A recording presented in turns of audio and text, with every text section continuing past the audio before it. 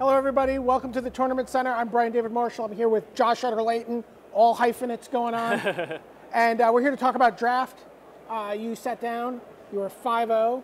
You sat down at a table full of comparably recorded people. Yep. And what's your strategy going into your Return to Ravnica draft? What do you hope to do when you open your first pack? I hope to open a nice mythic rare. Or barring that, a Selesnya Guildmage, which is basically a mythic rare. Okay. And that's exactly what happened this draft, so. Oh, so awesome. So let's go right up to the wall Yep. and take a look. This is the first pack you opened.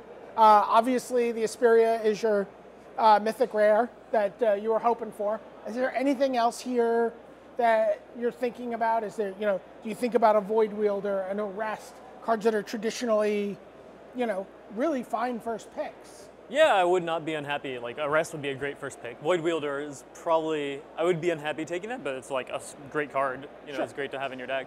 But those cards just don't compare to Asperia, So it's just a bomb rare, and you want to just slam that and you look to play it. WW2, 6/4 flyer, flying. Whenever a creature attacks you or a planeswalker you control, you may draw a card. Mm-hmm. So talk about how this card it just changes the game. Yeah, I mean, you play this and suddenly it's really, really hard for them to attack you. If they're not basically killing you, then you're just going to get a huge advantage from any attacks. You just drawing so many extra cards, and then you have a 6/4 flyer in play to attack them with. Right. So basically, they're stuck not attacking, and you're hitting them for 6 a turn. And until they can remove it, they're just in a really rough spot. Sure, and everyone's been in a situation where you're being attacked, and you're hoping to draw your out. You're hoping to draw your Doomblade, your red removal spell, your whatever it is. Uh-huh. And if you have an instant in your deck, you described a situation that you were just playing in, where your opponent's attacking So just last round, I was on the ropes. My opponent had 3 creatures in play. I had nothing.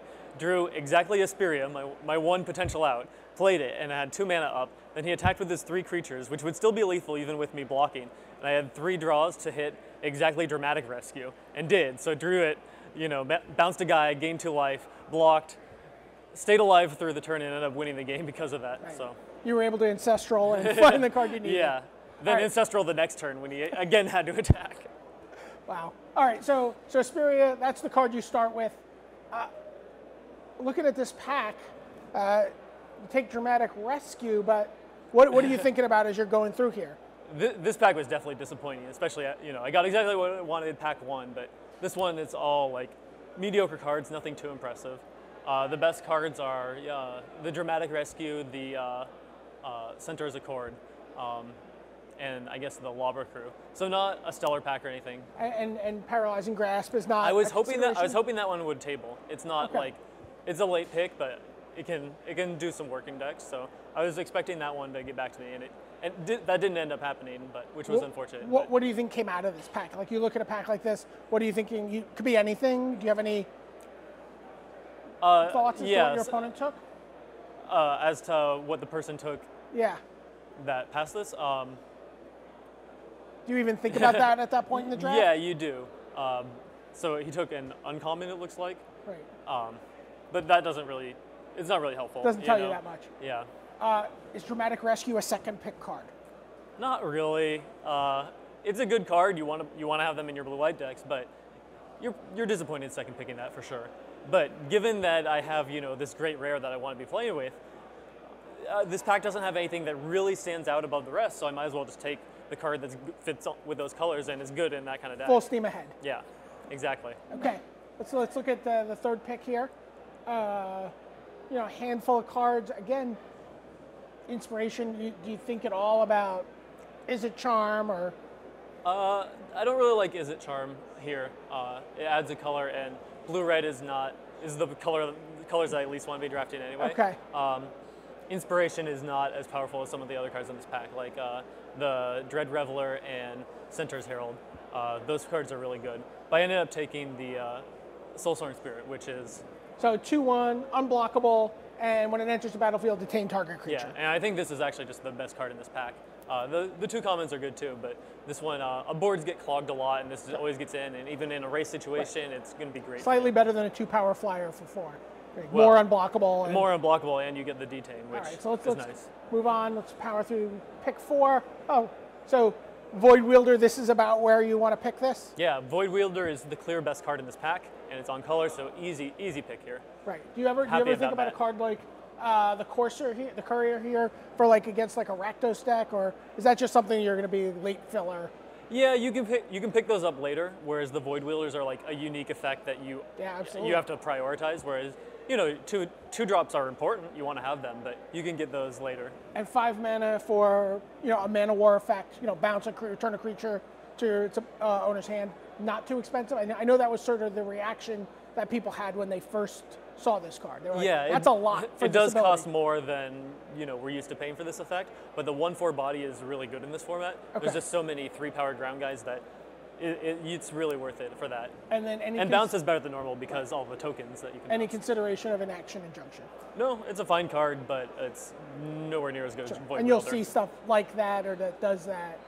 It's not something you need to have in your deck. Okay. It's just fine to keep the juices flowing. Okay, so now we're into the 5th pick. To me, I like Ethereal Armor. I don't know how you feel about the card.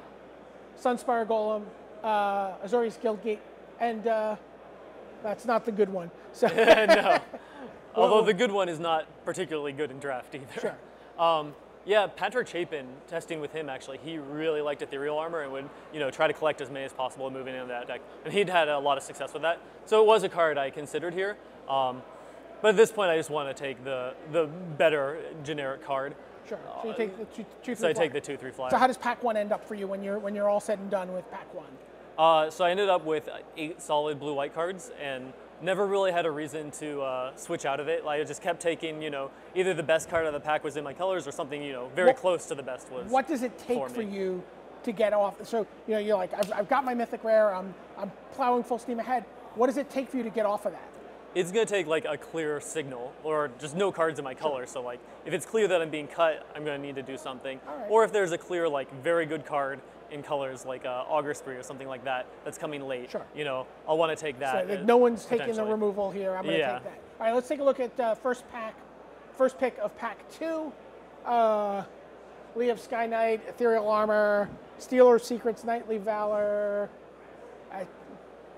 Super just obvious, no question. The Sky Knight's awesome. It's perfect. 3 power for 3 mana flying and you get detain. It's exactly what you want in this kind of deck. You're trying to race with flyers and this gives you the attacking body and a great, the detain's great for racing. Let's take a look at the next pick. Do you think at all about guild gates in this deck if you're going to be 2 colors? I would be happy taking blue-white guild gates, yeah. Right. I was not looking to splash at any point. Sure. I never had a card I wanted to splash. Sure. So Precinct Captain versus Void Wielder. Yeah, this was more not so much that Captain is better than Void Wielder. They're on the same level. It's just I had a lot of 5-drops at this point and just needed a lower curve. So Sure. Captain was much more important for me. So 3rd pick. Cellar Songbird seems. Well, I guess there's not really anything else. This pack was disappointing. It's just not a pack for anyone. Let's not even stay on this pack. Yeah. Let's get past it. I took the Cellar, but didn't even play it. So pick 4.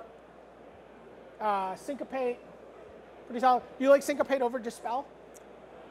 I actually do like Dispel a lot, but it's more of a sideboard card. I don't think you want to start at main, although I've boarded it in every round so far, so maybe I should. And Syncopate was it's a good 2-mana spell, and I was light on those. All right. So Let's take a look at pick 5. Wraps up what we have for pack 2. It's another Dramatic Rescue, and then maybe you could have taken a Rune Wing, but yeah, this was a really hard pick for me because I needed more bodies at this point. But I was the kind of deck that Rescue's really good in, the blue-white flyers tempo deck. So now you're committed. There's no looking back. You're blue-white. Yeah, at this point, certainly locked in.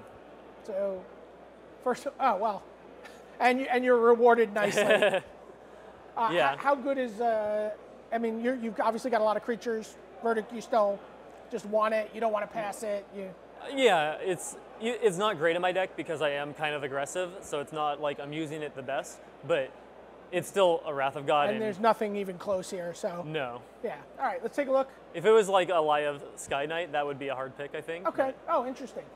So we see the Frostborn Weird. This is what I was talking about when I said the good one in terms of the hybrid creatures before. Not yes. not the yes. This guy's great in the red decks, great in the blue decks. Yeah. Not ideal for me since I do have the captain at this point. And you want, so, right, you have a lot of early white. Yeah, so I have. Did he make the deck? He did. Okay. And I did take it. Okay, and not Keening Apparition. That was the one I was debating between Okay. those two. We're going to keep moving along, though.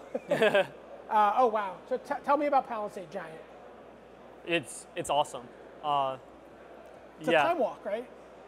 It's essentially a time walk. It's a lot more than that. On a board where they can't kill it, they just can no longer attack you. Whenever you attack them, they just can't kill any of your creatures. They're all basically indestructible. One of the things that's really cool about it is using it offensively. You can cast it, attack with creatures, and even if they have like a 4/4 or whatever to block one of your guys, you can get in with smaller guys. All right, let's take a look at the last two slides we have here. All right, you rare drafted an Armada Worm. I wouldn't call it rare drafting so much as hate drafting. Moving on. Avenging Arrow. How good is this card? Not very good. It's just fine. Yeah, it's it like made the cut. You bounce off my barely. Void Wielder, and now I get to kill your guy. And, Yeah. Okay. So you're 1-1 with the deck so far. Yep. You're 6-1 in this tournament. Yes. You are 100% more appearances in the tournament center with Brian David Marshall than you were at the last event without Brian David Marshall. Just pointing that out. I am a BDM fan. And we'll let you get back for your last round of your draft, get some dinner in you get ready for day 2 tomorrow. For Josh Utter-Leyton, this is Brian David Marshall signing off from the Tournament Center.